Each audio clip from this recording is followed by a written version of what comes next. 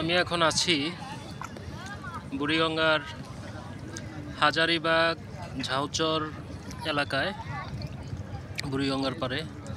তো সদরঘাটের ওইদিকে দেখলাম হচ্ছে শুধু শাকার মাছ আর শাকার মাছ, একেবারে অনেকগুলা, মানে গিজ গিজ করে শাকার মাছ।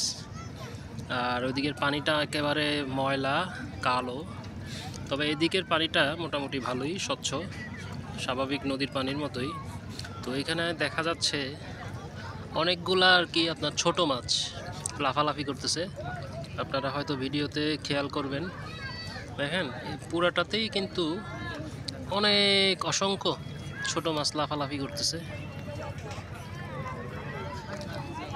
দেখেন এগুলো কিন্তু সব মাছ,